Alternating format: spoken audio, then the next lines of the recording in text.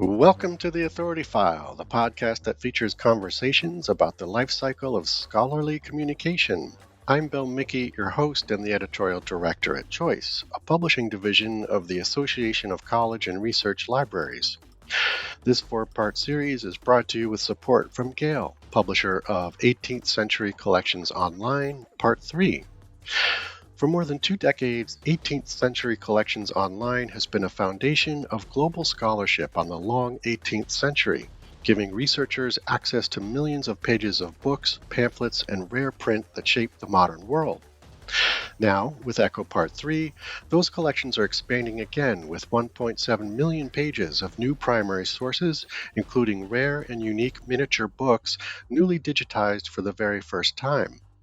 This new collection provides researchers with new perspectives on print culture, literacy, craftsmanship, and everyday life in the 1700s.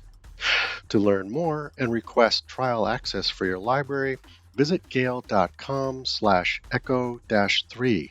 Again, that's gale.com/ECCO-III. In this series, we're taking a fascinating behind-the-scenes look at how primary sources are brought to life in a digital research environment. More specifically, we'll travel back in time to the 18th century when a unique publication format was all the rage: tiny books. Joining me for this series is Eleanor Leese, Acquisitions Editor for Gale Primary Sources, who explains for us what tiny books are and the careful process of digitizing them for the Echo Part 3 platform. We'll talk about identification, handling, and imaging techniques, as well as how Gale collaborated with libraries to bring these delicate materials into a contemporary research platform. In this second episode of our series, we discuss the tiny book format in more detail, including what they were used for, why they were previously difficult to find in research, and the ways scholars can now analyze the texts.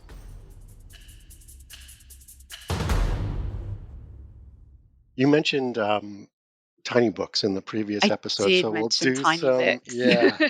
we'll do a little deep dive onto that format. Yeah, So can you just provide a little context around materials that are considered tiny books and tell us about those and when they were prevalent?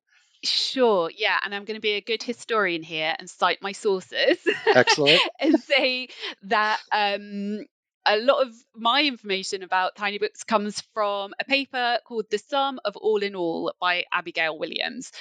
So if you want more information after this, I highly recommend it.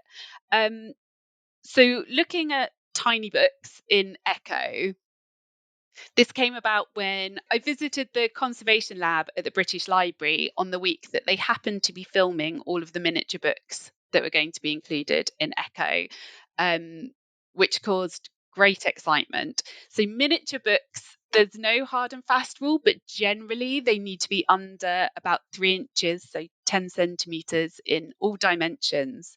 Um, you started seeing them sort of in large-ish numbers in the 17th century, so before Echo, and they tended to be religious works. So you have thumb Bibles and books of Psalms and those sorts of texts. And then in the 19th century, you get an explosion of miniaturized works of fiction. And the 18th century and the books in Echoes sit somewhere in between those two phenomena. So we have these really small, usually non-fiction, but secular books that perform a few different functions. So the ones that I saw in the library, we have really long runs of almanacs. So they're sort of year planners. So normally a page per month with the saints' days, significant religious holidays, when Lent starts that year, when Parliament opens, those sorts of things. So lots of almanacs. And then there's a real fad for having enormous bodies of knowledge. So the entire history of Britain, or everything that the entire history of Westminster Abbey, or all the cultures of the world in this miniature format. And it's one of those instances where the meaning of the book and the text sort of emerges from that interplay between the text and the object. There's some meaning in having all of the knowledge in the world in the tiniest package that you can put in your pocket. And I think it's tempting, especially with the almanacs, which look like the opening pages of a paper diary, Hmm. um, with those lists of dates, to think maybe they're in your pocket because you want to be able to, check what date Easter starts, and that the size is merely practical. But I don't think that's it, because none of the ones that I've looked at have got anything scribbled in them in the way you think you might do with a book that fits in your pocket. Yeah. One of them that I looked at had the list of the London mayors for the last 20 years in them. I can't see any practical reason why you might need to check who was the mayor of London in 1780. Maybe at a cocktail party or Yeah, something. pub quiz, Right. alehouse quiz. Exactly. Right. But it's about being able to hold that knowledge Mm. in a portable format, which is what I find so intriguing about them. That it, Was there like a collectible quality to it, or yes, yeah, they're yeah. highly decorated. So there's Hmm. definitely an element of showing off, Yep. in the way that you get with other miniature things. Yeah. In the 18th century and in other periods. So with miniature portraits, there's an art and a Hmm. craftsmanship side to it, and they are highly decorated. You get sort of tooled leather covers. I've seen cloth covers that are sort of hand colored, beautifully illustrated end Hmm. papers and inside papers. They're metal clasped silver work on them. They're really very beautiful. So there's definitely an element of wearing them almost as jewelry. Yeah. Or maybe like a technical showcase or something, the ability to create something so small and ornate and Yeah, yeah. absolutely. Because although they are small and portable, and that might be seen as practical, they are so small that they become completely impractical. Right. So one of the almanacs that is in going to be in Echo 3 is about 3 centimeters. So that's just over an inch. Wow. So there's no reason why you would need it to be that small, other than to show that you can make it that Right. small. Yeah. Wow. Okay. So then, coming at it from a scholarship perspective, Mm. what made them invisible, so to speak, in sort of traditional collections, speaking of the tiny books. Yeah, I mean, partly because they're just really small Yeah. and so easy to lose. Yes. And with sort of lots of portable items, the survival of them is trickier. And then once they've made their way into an archive or a collection, they're very collectible today. So they do tend to find their way into private collections. People will buy sort of a lot at auction that is, a whole load of miniature books. Hmm. Um, and then if they find their way into a public library, like these ones that we've imaged at the British Library, they tend to be held separately, from other collections, because they have different conservation needs, because you don't want to lose them down the Hmm. back of a bookshelf.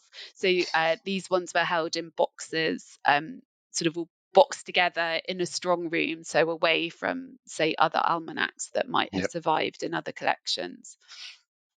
So that makes them really tricky to find. And in digital archives, they're difficult to include because they're difficult to scan and image. And I think we can come back to that because there's a lot Yeah. to say on how tricky it is to work with tiny books. Yeah, definitely.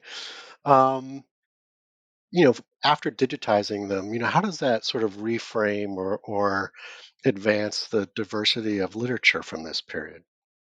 I think one of the things that digitizing them does is it puts them on a par with everything else that scans. So everything that is included in our digital archives, or at least the printed material, we apply OCR to. So, it electronically reads the page to make the text accessible. So if one were searching Easter, for instance, these miniature almanacs would come up alongside all other mentions of the word. So the search engine treats them the same way it would any other literature, and it makes them as visible as Mm-hmm. anything else that's included in the archive.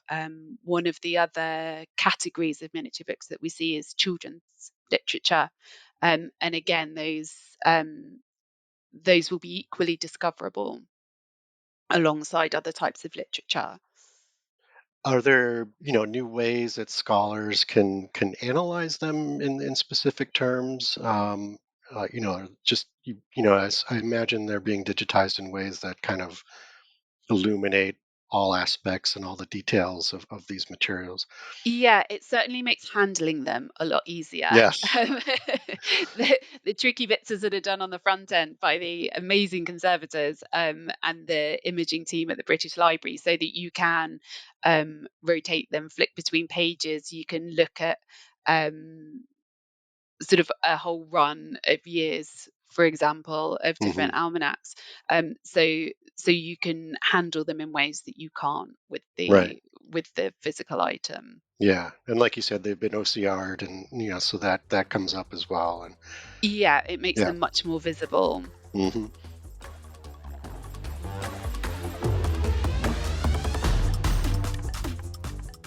You just heard from Eleanor Lease, Acquisitions Editor for Gale Primary Sources. Join us next week when we talk more about the digitization process, how library partners have participated in the process, and how digitization impacts primary source research. This 4-part series is brought to you with support from Gale, publisher of 18th Century Collections Online, Part 3. For more than 2 decades, 18th Century Collections Online has been a foundation of global scholarship on the long 18th century, giving researchers access to millions of pages of books, pamphlets, and rare print that shaped the modern world. Now, with Echo Part 3, those collections are expanding again with 1.7 million pages of new primary sources, including rare and unique miniature books newly digitized for the very first time. This new collection provides researchers with new perspectives on print culture, literacy, craftsmanship, and everyday life in the 1700s. To learn more and request trial access for your library, visit gale.com/echo-3. Again, that's gale.com/ECCO-III. The Authority File podcast is brought to you every week by Choice and produced and edited by digital media producer Sabrina Kofer. Underwriting opportunities are directed by Melissa Carr and Ryan King. For more information about sponsorship opportunities, download the Choice Media Kit at choice360.org. That's all for this week. Thanks for joining us.